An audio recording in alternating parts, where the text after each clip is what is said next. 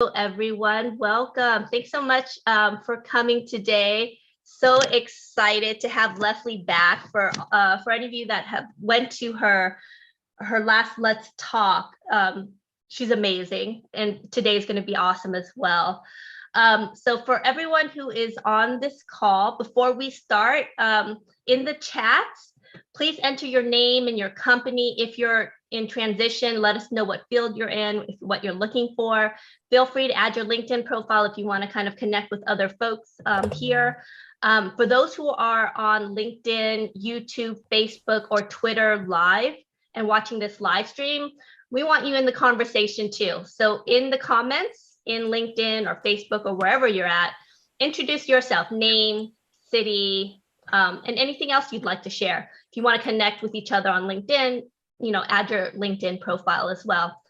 And also, feel free to connect with each other, ask questions, comments, and I'll check them if I can during the call. So this is a microlearning.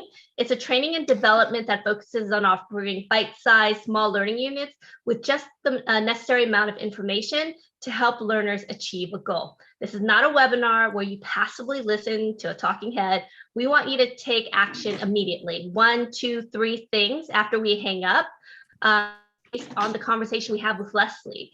And it could be, as much as, making an action plan for the next week. It could be to kind of implement a 5-second rule, whatever it is. We want you to kind of implement these actions within 24 hours. And as we are community focused, we want you to connect with other folks and really hold each other accountable, right? Feel free to ping each other, add each other on LinkedIn. Today's microlearning is on how your life can change with a bias for action. And our special guest for today is Leslie Zahn. She's a leadership expert. And if you can, please turn on your videos because we want you in this conversation for those who are in the live Zoom room. So quick exercise before we begin. Give me 1 second real quick. A little bit. For now, you can actually.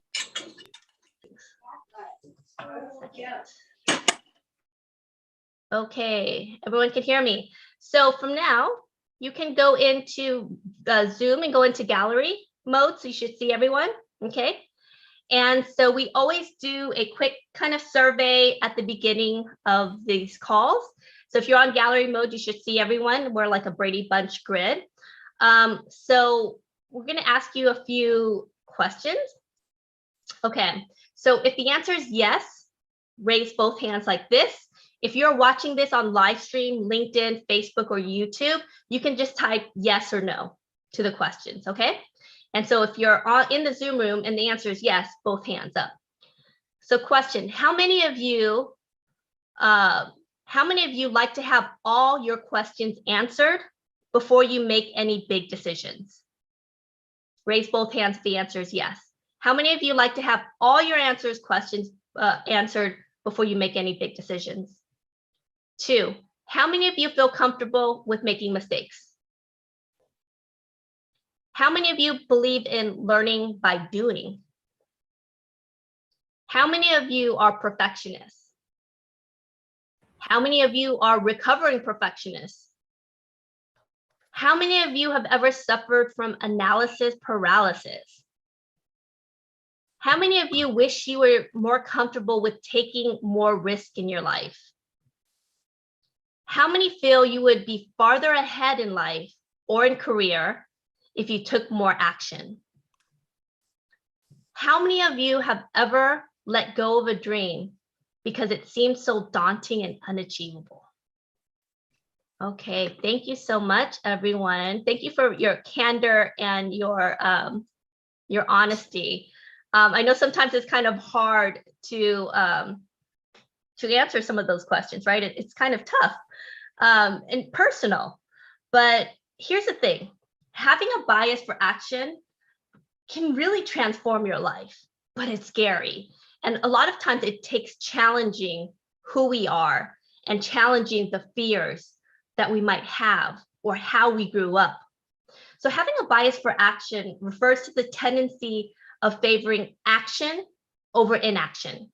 It's become the new buzzword among entrepreneurs and business leaders, so much that Amazon actually lists bias for action as one of its 14 leadership principles. And as many of you know, the company prides itself on rapid innovation thanks to employees' habits and a culture of moving fast. So before we introduce Leslie, who's going to get into the nitty gritty of why the skill is so desirable and how to develop it in a sustainable way, let's first dive into some statistics that show the importance of this trait and what action-taking teams can do. So some stats. Compared with their more passive counterparts, proactive people, or people who act, are better performers, contributors, and innovators. The average company loses more than 25% of its productive power to organizational drag, processes that waste time and prevent people from getting things done. While increased choice allows us to achieve objectively better results, it can also lead to great anxiety, indecision, paralysis, and dissatisfaction. When we agonize over a decision, we deplete our limited supply of willpower much more quickly, causing us to feel exhausted and overwhelmed. Workers report spending 51% of their workday receiving and managing information, rather than actually using information to do their jobs. Sound familiar, right? Studies find that an ability to make decisions quickly and to act upon them is one of the key determining factors differentiating successful people and companies from the unsuccessful. So what does the bias for action mean? Let's start with a simple bias for action meaning or definition. Here's a gist. You embrace change and are willing to take risk. If someone or a team works with a bias for action, they don't spend too much of their time over-analyzing or overthinking decisions. They don't wait for a plan to be drawn up or permission to pursue their goals. They just act. But it's important not to confuse a bias for action with being impulsive, since impulsive decisions are often not supported by data and are more shots in the dark or hunches, right? People with bias for actions take calculated risks with the data and information available and sometimes fail fast to find the solutions as soon as possible. So before I introduce Leslie, a quick question in the chats. In the chats, don't press send. And if you're doing this via live stream, I want you to, on LinkedIn or whatnot, I want you to put it in the comments. Don't press send until I say so. So answer this question. Why do you think most people are afraid to act? I think as a whole, if you look at our kind of society, most people aren't doers, right? They want things, but they don't necessarily act. Why is there this pushback for bias for action, either in the corporate world or personally? Write down what you think the number one factor is in terms of why people don't act. Just type it in, the answer. I'm going to count down 5, 4, 3, 2, 1. Okay, limiting fear of unknown. Leaders do not like change. Risk profile. I see a lot of fear. People are used to being comfortable, the pain of change, and failure. And kind of looking on LinkedIn and some Facebook, I get the same, very similar kind of answers. Fear of failure, limiting beliefs, etc. So I'm so excited to introduce Leslie. Today's guest, Leslie, is the author of Outrageous Success. If you haven't bought the book, go out and buy it now. She has risen from the ashes of loss, abuse, betrayal, and illness. Her mission is to inspire people on a global scale to get unstuck, stop settling less for what they desire, and harness the courage to create major breakthroughs. She's a successful global speaker and personal development coach, having presented live to more than 100,000 people around the world. She's helped people achieve their full potential and live their best life. She has been awarded the National Speaker Association's prestigious CSP, or Certified Speaking Professional, honor. Less than 17% of NSA members worldwide hold this title. And yet there was a time when Leslie settled for less in the most important areas of her life: career, health, love, and even creativity.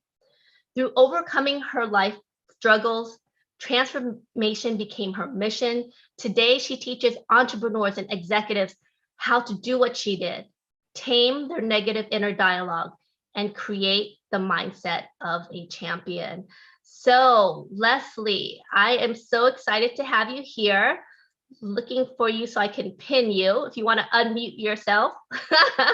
I'm here, Lan. Nice to see you. Thank you for the lovely introduction and very poignant, interesting questions to begin. Yeah, so I love this. I mean, so Leslie, where did you first learn about this concept of a bias for action? Well, not surprisingly, being a speaker, I first read about it on an airplane. It was in a magazine on an airplane. I can't remember the magazine. I wish I could. But I remember that as I continued to read about having a bias toward action, I kept sitting up in my seat and sitting up in my seat and sitting up in my seat. I mean, it immediately inspired me to consider my own personal willingness to act. And so with your permission, Lan, I'll go into a couple of aspects of bias towards action, and I'm open to any Q&As, and I'll pitch it to you in a little bit. How does that sound? I love that. All right. So for me, the bias toward action definition, and I think it's really a core principle. I think it's really a mindset. And this is where, number one, you embrace an idea. Okay. So one, we embrace an idea. And then number two, we will ourselves to take action to move that idea forward. So in essence, to sum it up, you go from thought to reality. And too often we find that we all birth a good idea. I mean, a super good idea, only to let it wither away, die without even giving it a chance to come to fruition. So I would ask our audience today, you know where in your life you want to make a shift. Just stop for a second. Where in your life do you want to make a shift? And the minute you think about that, in most cases, a really good idea comes to mind. So for example, I work with a lot of entrepreneurs. So in business, people want to increase their income. So the idea comes, maybe I create a new business plan, or perhaps maybe I'm going to find a new job. So they get that idea. Okay, maybe people who want to lose some weight or improve their health, they get an idea, join a gym. Maybe if you're on the dating market as I am, you want to find a loving partner. So maybe the idea is to sign up in an online dating service, or maybe you want to sing, or you want to dance, or you want to write, or you want to play an instrument. So the idea comes to mind, maybe I'll take a class, maybe I'll get a teacher, maybe I'll go try this. So the question becomes, why do we so oftentimes hesitate to take action after a perfectly reasonable idea comes to mind? I always think back to when we were children. Like when we got an idea as a kid, the next minute we were doing it, as if there was no thought process taking place between the idea and the action. It was like, hey, that sounds like fun, and bam, we're off to the races. But somewhere between childhood and adulthood, a gap occurs, which begins to widen between having the idea and then taking action. And somehow immediate action gets hijacked by excuses or rationalizations or insecurity. I find very few people retain that natural childlike bias toward action. And so it had me question, why does this happen? Now, again, Lon already asked you why you think. So here's some answers. Here's some of the reasons I came up with. Perhaps a strict or a controlled upbringing prevented this bias from action to even blossom as we moved into adulthood. Or maybe maybe in a school environment or work environment, they were highly structured. There was rules and regulations that discouraged this bias from flourishing. Or maybe it was a past failure that was so bad, so hard, so devastating that you yourself shut down your bias due to, as it said in the chats, fear of failing again. So then again, my thought process was going, and I thought, well, can a bias toward action be relearned or be rekindled or be restored? And I believe the answer is yes. And as I've said to my audiences millions of times, change begins with awareness. So I'll give you a personal example. 18 months ago, when the pandemic started, I wasn't able to do the kind of exercise I really did, which was indoor rock climbing. And so I wanted to discover or figure out or find a new way to stay active and exercise. And so I decided I wanted to ride a bike. Now, I rode a bike when I was a kid, and I rode a bike sometime, I don't know, 20, 25 years ago, but I had never ridden a road bike, and I had never rode on the street with the cars and whatnot. But I found myself thinking, I'd like to ride a bike. And I went and got a little hybrid bike, and I started pedaling my bike. Now, I'm not going to tell you the whole story, but 18 months later, just 6 weeks ago, I did my first century, which is 100 miles. And I kicked ass. Like, I was so good. But that's a story for another day. So again, sticking with the bias toward action, I was wondering, like, why had I put this off for so long? Like, I thought about riding a bike, and I didn't ride a bike. And I kept thinking of all the fears, or I don't want to ride with the cars. Why did I keep putting this off? So there was a really great lesson here to this for all of us. We don't have to wait to discover why we hesitated to take action. That's a key point. Now, you may want to do something or have dreamed of doing something, and you may have been hesitating your whole life. We don't have to wait till you figure out why you're hesitating to take action. It's just a matter of taking action, and not just action, but I would say purposefully reacting. So I shifted my focus to what I wanted. I wanted to ride a bike. And then once I rode the bike, I shifted my focus to, I want to learn how to cycle on the road. And that's what I did. So I stopped thinking about why I'd procrastinated and all the fears I had built up about riding on the road. And I just got on the bike. So we can take this analogy to any area of your life, right? So here's a simple process.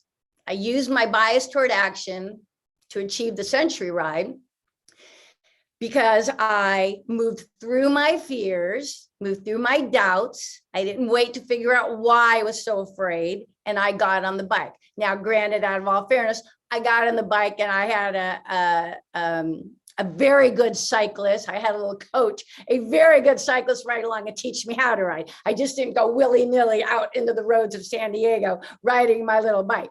So, but I had a coach, so I learned what to do and I started riding. So it's that point of choosing to take action. So I'll have you go to the chat if you wouldn't mind. First of all, where in your life would you like to make a shift? Just put in the chat. And for those of you that are online, post it there. Where in your life would you like to make a shift? It could be in your health. It could be in your relationships. It could be in your career. It could be in your creative expression. Where in your life would you like to make a shift? Now, if you'll just stop for a moment, I know a perfectly good idea has just come to mind of what type of action you can take. And again, you don't have to wait to figure out why you've been hesitating on improving your health or improving your career or making a change or making a shift in your life. So I'm going to give you a simple formula. Number one, embrace an idea. I want to improve my health. I want to change my career. I want to find love. I want to be creative. I want to write that book. I want to learn to dance, whatever. Embrace an idea, access that bias toward action, and then make a move. And ironically, what you're going to find is that this is going to teach you patience. When you take action every day, you're going to learn the value of accumulating small improvements over time. I definitely noticed that with the cycling, and you will understand how your daily habits will compound. But again, that's a conversation for another day. So before I move on, there's a part two to this concept that I call tighten the gap. But before I move on, I'm going to pitch it back to my friend Lan, who I'm sure is going to have some marvelous input on this, and then we'll keep going. I love all this. Oh my God. So what really resonated with me was your example of how children just kind of jump into it. And I'm thinking about a conversation I had this morning actually with my daughter, Morgan. And she's 7, and out of the blue, she was like, I want to enter a singing contest. I was like, what kind of singing contest are you thinking about? She was like, and I guess she saw American Idol or something like that. And I was like, Morgan, I want to encourage you to sing. And this is me hampering her enthusiasm. But I was like, oh, well, if you want, I will have you take singing lessons and classes. And she was like, no, I already know how to sing. I was like, but, and I was looking back now, I was kind of like hampering, because she just like, oh, I'm ready to sing. I sing every day. I can be on American Idol. And the adult in me was like, no, you can't. It's years of practice. You have to do this. And I realized I was being that inner dialogue of the adult saying she can't. But, part of it is like tempering reality with this child enthusiasm and passion for trying new things, right? But it was funny because when you said that, I automatically thought about my daughter in this conversation we had this morning, because when she wants to do something, she just jumps. There's no fear. And a few weeks ago, for those who made it, we had a Let's Talk about the power of risk taking with Tara. She's like the founder of this agency. And one of her favorite quotes is, jump and the net will appear. Right.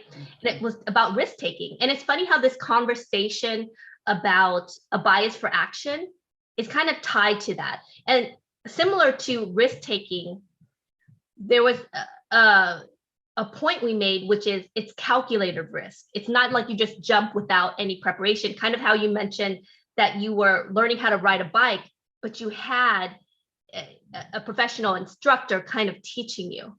So it's jump. It's taking that action, but being prepared, not just jumping without a net, if that makes sense. So I love that. And so, I'd love to hear more about this tighten the gap. Tell us more about this. It's fascinating. Okay, so the tighten your gap, this is one of my favorite principles with the having a bias toward action. So I'm going to give you 3 steps. We're going to review 3 steps that will help you move from thought to reality. And then I'm going to reveal a 4th step that will most likely surprise you, because I know it really surprised me. So number 1, so here's our easy step process. It's like too simple. Okay, number 1, decide what you want. Okay, so you're all putting the chat. So maybe you want to improve your health, or maybe you want to attract love, or maybe you want to increase your income, or maybe you want to learn to sing or dance, or you decide what you want. Step number 2, here's where a lot of people get stuck. Don't overthink it. Don't overthink it. Don't tell me that's hard. Just don't do it. Okay, don't overthink it. And number 3, take immediate action to make it happen. Okay, so decide what you want. Don't overthink it. That doesn't mean don't think about it, but don't overthink it, and take immediate action to make it happen. Okay, so if it's so simple, why doesn't everybody meet and exceed their goals each and every time? That was my question when I started researching this. And it's step number 4, which I think is the sticky wicket. And I believe this is where most people stall out. And I know for me personally, become paralyzed or even quit. And it's because they didn't tighten the gap. Okay, so let me explain this. Okay, this is the gap from the moment you deal with resistance or disappointment or rejection or momentary failure. It's the moment that happens to the time you make the decision to stay in the game. And repeat step number 3, to take immediate action to make it happen. So let's look at some examples. Okay, you're in sales and a prospect tells you no. So you failed again to make a sale. So the question becomes, do you pick up the phone right then and call another prospect? Or do you pick up the phone and start scrolling through social media and lose yourself in other people's lives, right? While you lick your wounds. Or we talked about having a health enhancement program. Let's say you're trying to drop a few pounds and then you step on the scale and it hasn't budged a pound. In fact, you're up 5 pounds and you're filled with disappointment. So here's that moment. Do you go for a run or go for a walk? Or do you run for the ice cream or order the pizza, right? Or maybe you're looking for a loving relationship. You joined an online service, but you just haven't connected with anyone. So the question becomes, do you more consistently check out the site, or do you just give up on love? I mean, this staying in the game is so important. And again, this is where most people get paralyzed, but it's more than just staying in the game. It's more than making the call or going for the run or adjusting your dating profile. It's all about how you tighten this gap. How quickly, how smartly do you move through adversity into right action?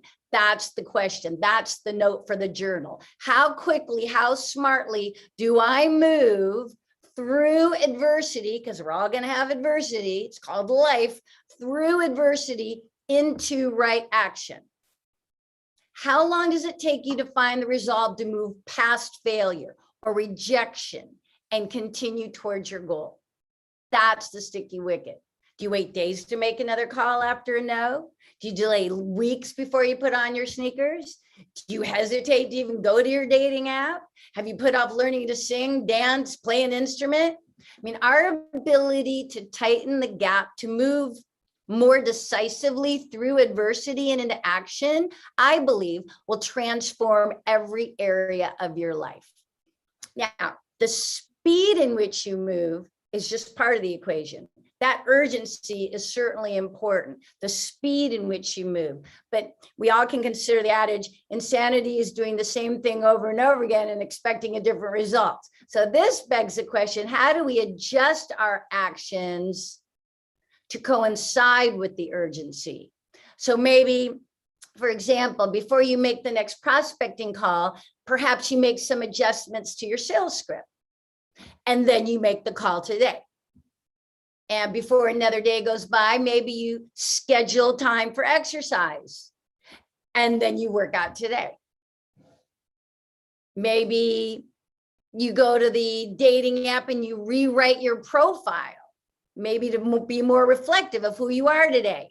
And then you check the site every day or every week.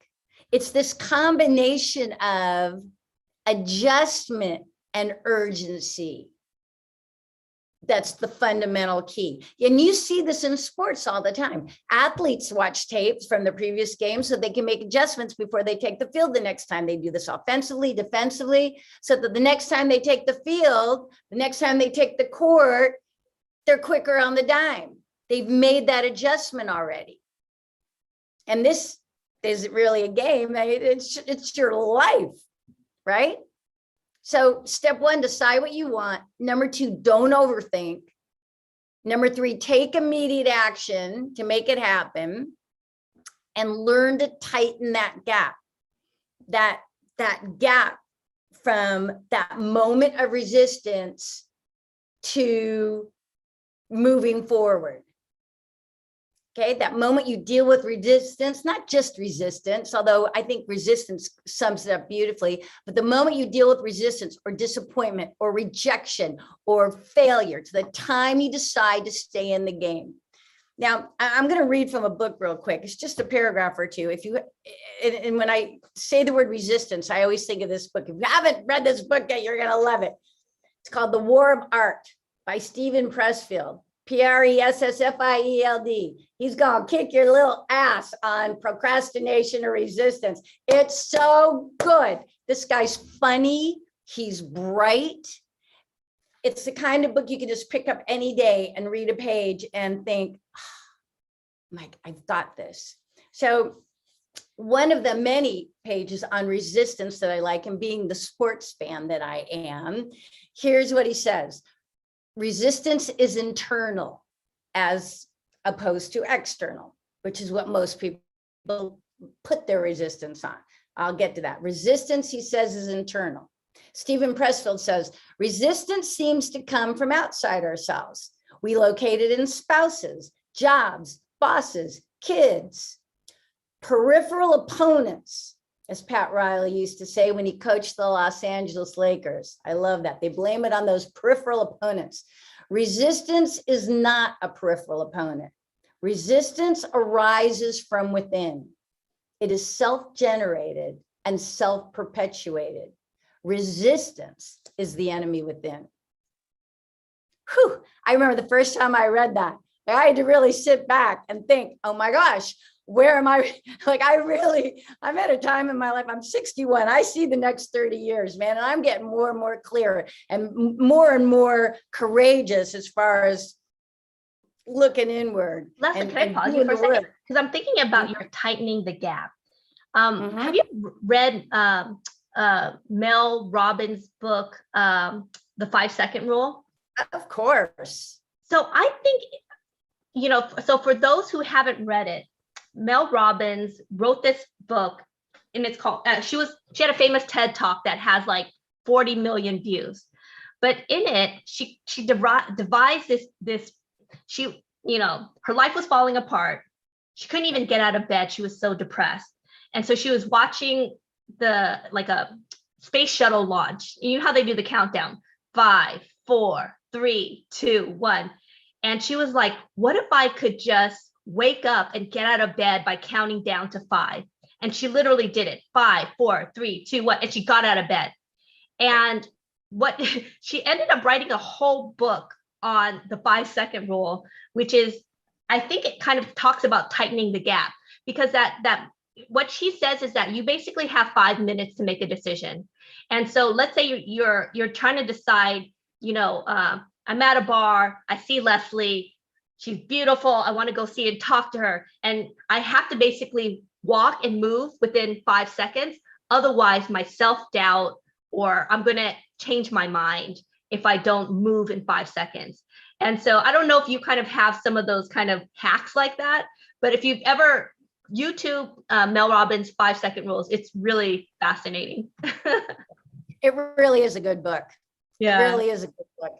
And it truly sums up this whole principle of, and the countdown to 5, of just being whatever tricks will work for you in order to take action. Like, I really believe if we want it bad enough, we learn, this is sort of going in a different conversation, so I will come right back, but we've got to learn that, or get to a point where what we desire supersedes our fear.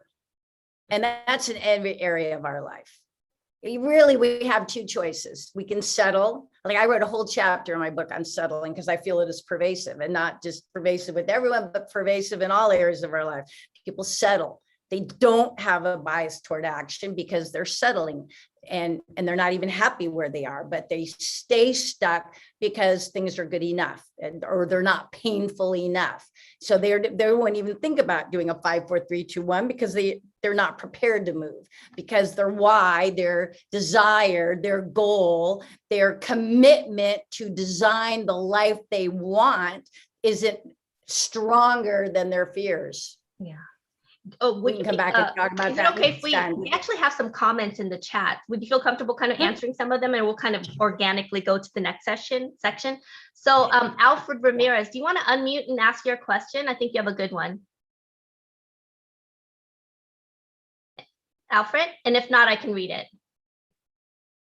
Okay, so the question that Alfred had was, when, all there it goes. Hey, you want to ask your question? Oh, yes. So I mentioned here, imagine that it's going well and continues to go well. Then imposter syndrome starts to seep in, or, you're waiting for the other shoe to fall. That fear of success creeps in. Can you talk about counteracting that? If we're doing everything you say, and then it hits us, we hit that brick wall, that marathon wall. Yep, you hit that wall, and that's the point. That's exactly a great question, Alfred. That's exactly the point. That's that choice of, and it is a choice, whether we realize it or not. That's that choice of having your gap grow. I'm going to hit that wall and not move, or I'm going to hit that wall and, like Mario Brothers, figure out a way to go to the side, climb the damn thing, jump over the thing, knock it down. Like, that's the whole point, where people hit the wall. And there's so many reasons, there's so many emotional reasons why we hit the wall, why we have that upper limit problem. Alfred, if you've ever read The Big Leap by Gay Hendricks, Gay Hendricks, The Big Leap. First half of the book, he talks about having an upper limit problem, which is exactly what you're talking about here. We get to a certain level of success, certain level of happiness, certain level. And then even if there isn't a ceiling there, like you said, we're so afraid that the other shoe's going to drop, right? That it's all going to go away. That we can't handle it. We don't deserve anymore. I mean, there's so many aspects to this. And so I would highly recommend you read The Big Leap. But to your point, this is where you learn to tap into your bias toward action. It's a decision. There's no magic formula. It's learning yourself enough that you realize I've hit a wall and now I have a choice. I'm going to stay at this wall. I'm going to backtrack and give up on my dream, or my dream, my goal is bigger than this wall. It really is the personal development aspect of this, to take the time to figure yourself out, Alfred, and to learn to listen to your thoughts and start figuring out where those times where we do, like what has to happen for us to get stuck, to get paralyzed, for that tape to start ringing in our head. I don't deserve this. I'm never good enough. Boys can't do this. Girls can't do this. Like this all falls under doing the work. And so once you know you've hit the wall, you've got a choice. This is accessing your bias toward action right here. You've got a choice. Stare at the wall, turn around and go back, or knock that bad boy down, right? And really the knocking the bad boy down could be as simple as, hey, wall, out of here, man. Nothing is more powerful than me moving in the direction of my dream. That's to your point. I believe you wrote a little bit further down. This is where the grit, and I love that word. Hardly anyone says that word. And my age, I always think of John Wayne in the original movie, True Grit, right? I mean, to have grit. Grit is such a good word. To have, and grit, nobody can give you the grit. Like, nobody can give us grit. Like, we choose grit or no grit. That's it. And if you choose grit, bam, knock that wall down. Resilience. Are you going to fall down, Alfred? If you're going to go on any journey, in life, you're going to fall down, right? May I take a little tangent, Lan? Because I think it fits into this. Okay, for Alfred. Go for it. Okay, so Alfred, I talk a lot about overcoming adversity, which I think is, you're bringing up this really good point here. So, you know that quote by Vince Lombardi, famous NFL coach from the 40s, right? He said, it's not whether you get knocked down, it's whether you get back up. Everybody's heard that quote. But I think it's not whether you get knocked down, because we're going to get knocked down if we're going to live a life, right? It's whether we get back up transformed, right? So this is to your point, Alfred. So this is your brick wall. How we get back up transformed. This is your brick wall. So I think there's two parts to getting back up transformed. Number one, how quickly you get back up, right? So to go to your brick wall analogy, how long you gotta stare at the wall, right? You know, forehead against the wall. So it's the time that you stay at the wall. And number two, as you step away from the wall and choose to make a difference, what is your perception of having hit that wall? To your point, the resiliency and the grit. What's going on in your head? I always hit the wall. These walls always stop me. Where are these walls coming from? No matter what direction I go in my life, there's walking there. Or can you say, hey, yeah, there's a wall here, but I'm finding a solution because I'm unstoppable. I'm going to say one more thing, Alfred, and I really appreciate this because because this is life. They're like, you really brought up the whole thing. I always say, and this for me, and none of this has to be for you, my friends. Like, this is just how I see the world, right? There's two types of goals, and we really are fundamentally talking about meeting or exceeding some sort of goal in your life, no matter what category. There's it would be nice goal. Oh, wouldn't that be nice? Oh, if I lost 10 pounds, wouldn't that just be nice? Or if I find a nice guy, that would just be super nice. Or if I get the career I want, that would just be really nice. Okay, it would be nice goals, Alfred. And then there's I'm crawling over glass goals, right? Or in your analogy, I'm knocking any wall down goals. That's the difference between a wannabe and a champion. It would be nice, or I'm crawling over glass. Way to go, Alfred. We can talk about this all day, Alfred. Thank you. I'm wearing my Lakers shirt just in your honor. There we go. How perfect if we had a Pat Riley quote. So Leslie, I love that. Especially, you mentioned earlier about like exercise. You gain 10 pounds and the media reaction is, I'm going to quit. And it reminds me of this in James Clear book, Atomic Habits. He gives the Seinfeld example, which I thought was so powerful and really pertinent to this conversation. And I love, you could tell we're like book readers. We're like, yes. But in it, he talks about Seinfeld and how this up and coming comedian comes up to Seinfeld. And he was like, how did you become the greatest comedian ever? And Seinfeld just said, don't break the chain. And the comedian is like, what are you talking about? He's like, when I was first starting off as a comedian, I wanted to be the best comedian. And so I made a pact with myself.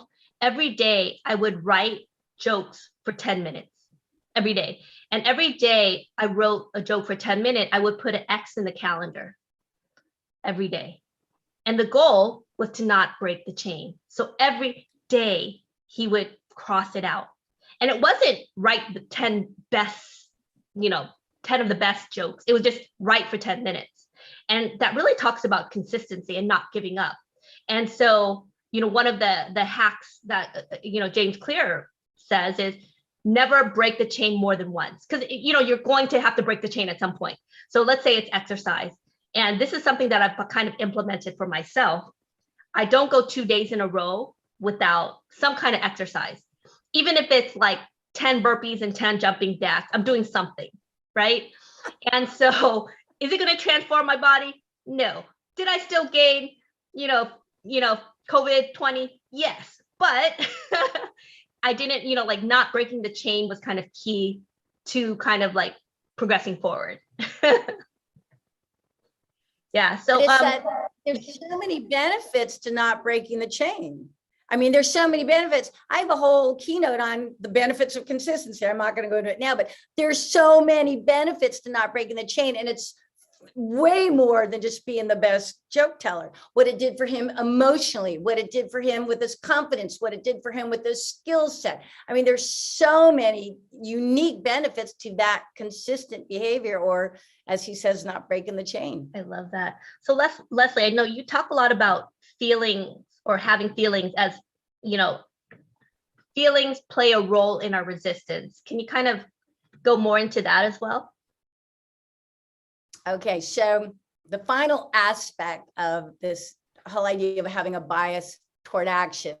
So it got me thinking or questioning, why do we hesitate in the first place?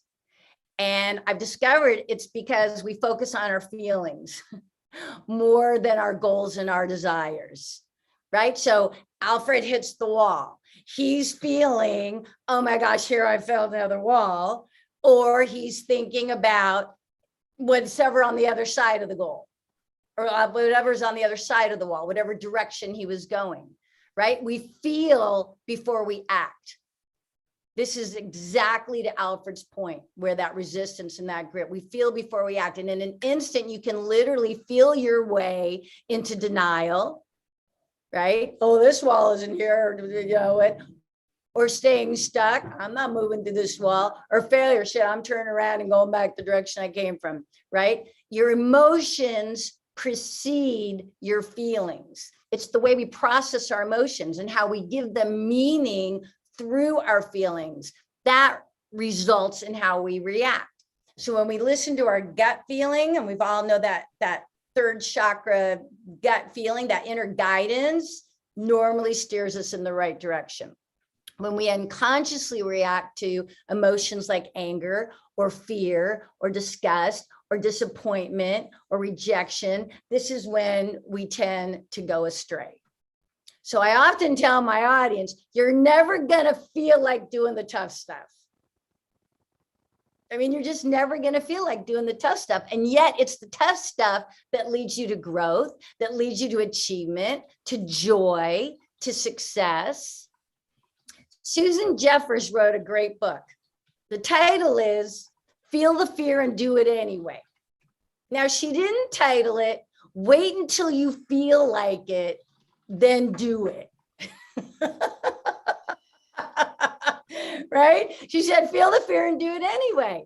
So my quote is, push yourself to act before you feel yourself out of it. There's for your journal. Push yourself. I push myself to act before I feel myself out of it.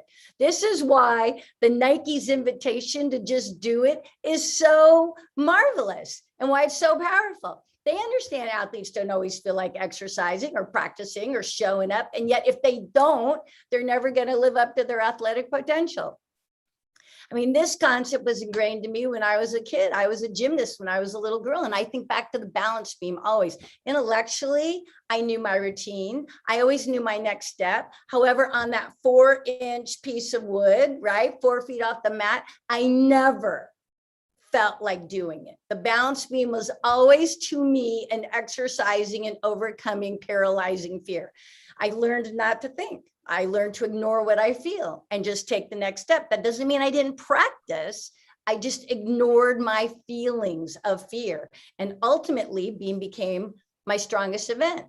And I will tell you, riding the bike, I am constantly in a high state of vigilance. I mean, you think you know how crazy people are till you start riding a bike. They walk out in the middle of the street. They open the door. They don't see you. They look you right in the eye and still want to run you over. It's like I'm on a high level of vigilance every minute I'm on the bike. And yet I ride anyway. So the good news is, if you're not an athlete, the good news is you don't have to be an athlete to put this in the practice. But again, let's go back to everybody thinking of their personal life. Can you think of something right now?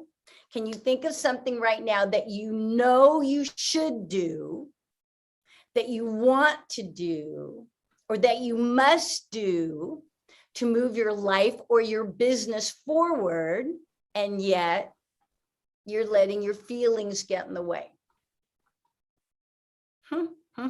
We're all guilty of this. So my advice would be stop, don't feel, just do it. Pick up that phone, talk to that person, go for a run, check the dating site. I mean, sign up for the class, declare your goal out loud.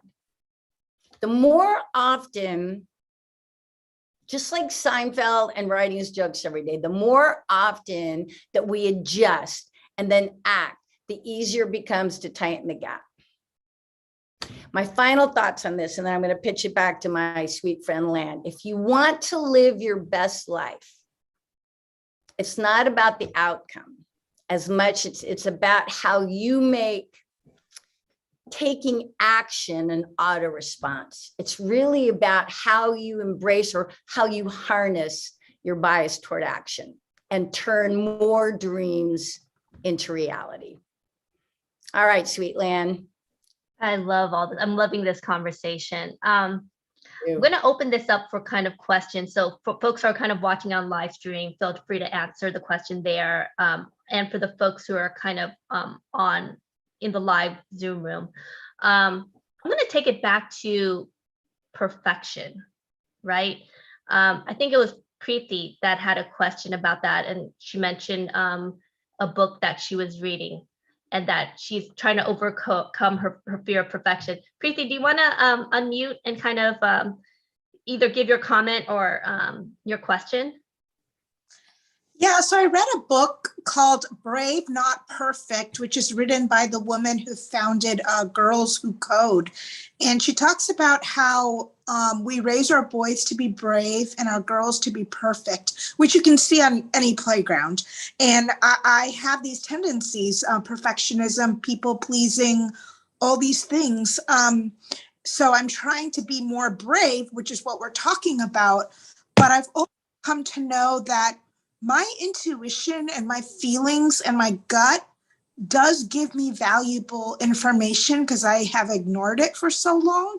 So I'm not sure if you should completely always push through those things.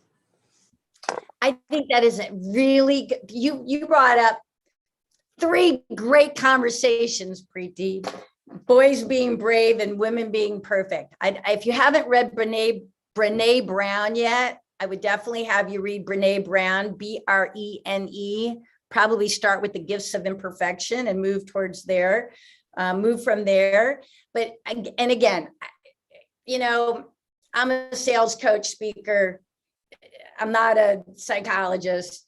I have my own thoughts from all the work I've done on myself and from doing a lot of reading and research. The whole idea of perfectionism, like to me, I look at perfectionism and I just see it as a form of self-sabotage. There's no such thing as perfect. I never strive to be perfect. And again, I just think this is all how words matter, right? So and regardless of the words we heard when we were raised, which I think you bring up a good point, and I agree with you, look on any, gosh, and I wish it wasn't still happening today, but that again, that's a whole other conversation. But the girls want to be perfect and the boys want to be brave. But you know what? I want to be brave. And I never even strive for perfection. To me, I just want to do my best. And I think that's the difference. I work with salespeople. And so I find that the salespeople that won't talk until they have the perfect script or won't take action until they have every answer, right? The people who are striving for perfectionism literally self-sabotage themselves right into failure. They perfect themselves right into failure. So I personally don't believe there's such a thing as being perfect. I believe the difference between perfection and having high standards. I hold myself to high standards. I don't hold myself to being perfect. So, yep. There's Laura Lay. Laura Lay also has a question. Do you want to unmute yourself and ask your question? It was a good one. I was going to go Yes. to it. It's Hello. a good one, Laura. Hi, can everyone hear me? We My can hear question you. is it important to know why you hit the wall in order to move forward when you want to move forward? That's such a good question, Lorelei. And again, sometimes I can only speak for myself. I don't always know why I hit the wall. I've learned to recognize when I've hit a wall, I'm afraid, I'm full of doubt. I start questioning myself. My self-talk gets different, right? And what I believe is helpful for the same reason that you don't have to figure out why you procrastinated to take action. I don't think you have to necessarily know why you hit the wall to keep going. Now, I would say keep diving into it, like keep trying to figure it out. Is it a habit? Is this come from one of the universal fears of success or failure or rejection or judgment or change or loss? Right. So I would say I want you to figure it out, but I wouldn't say don't act until you figure out why you hit the wall. Right. I'd make some notes, do some journaling or talk it in or however you process. Right. This is where journaling is so good, or talking to people who are experts in these areas. So if you feel you're hitting the same wall over and over again, yeah, it's going to be great to figure out why you keep hitting that wall, but I wouldn't stay paralyzed and stuck until you figured out. Hell, I don't know how long it's going to take. You don't know how long that's going to take. And perhaps by moving on, you'll be able to look back and say, oh, I hit that wall because XYZ. So not mutually exclusive. Does that make sense? That makes perfect sense. Thank you. Yeah, you are Thank you, welcome. That Lorelei. was a very good question. I think we might have time for one more call. Does anyone want to have a call? You can unmute and ask your question. Or Alfred, you actually have a good one right here. Do you want to kind of ask your question or your observation? Sure. I do a lot of work in diversity, equity, and inclusion. And as a person of color, I myself have been learning that much of my blaming or working 3 times as hard comes from racial trauma, internalized oppression, believing what others have said about me, and those 1,000 paper cuts of microaggressions every day. So it's beyond imposter syndrome. There's all these other systemic and institutional pieces that can really beat a person down, and you begin to believe that negative hype. Could you speak to that, please, Leslie? Yeah, sweet Alfred. I wish I was there and can give you a hug. I love the candor. I love the bravery. I love the courage. Did you ever read Viktor Frankl, A Man's Search for Meaning? Yes, I've read it and listened to it on tape. It's phenomenal.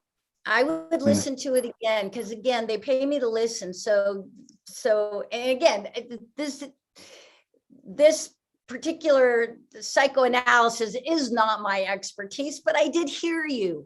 And, and I do get what you're saying. And I'm not saying it's easy.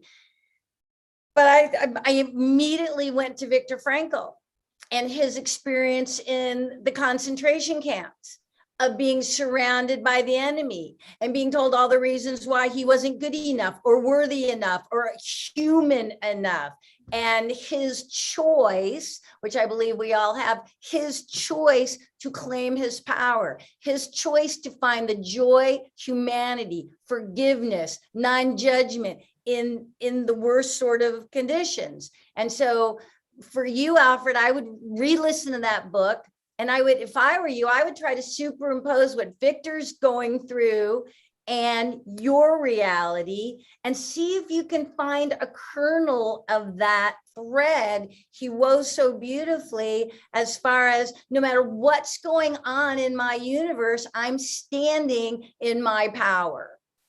That is a choice we all get the opportunity to make. It doesn't negate what you're going through. It doesn't negate what Victor was going through. In fact, that was the whole point he was trying to make. It was real, and yet he watched people who believed succumb emotionally, physically, and he set an example for himself of standing in his power. And that is a choice. That's the choice I wish for you, Alfred. Thank you, Leslie. And I think you've profoundly affected me in this short time just by having me think about, in the moment, act before all the negative and the ugly comes in, push it out, make that decision and move on it. You've been like a Vicks vapor rub for me today. Nice, pleasant smell and tingly. Oh my God, I've been called a lot of things, Alfred, but I have never been called a Vicks vapor rub yet. I really like it a lot. Thank you.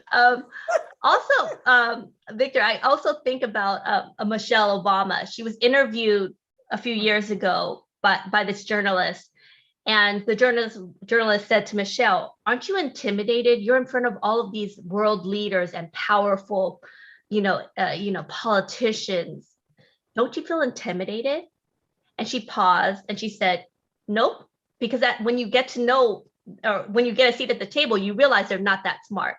And having kind of climbed the corporate ladder, a lot of times we revere these leaders and you realize they're not that smart. Okay, I guess we're running out of time, everyone. I want to thank Leslie. Can you guys all go into gallery mode? Top right-hand side, gallery mode, so we should see everyone. Please turn on your video cameras and your audio right now. Turn on your video. You know what we're gonna do.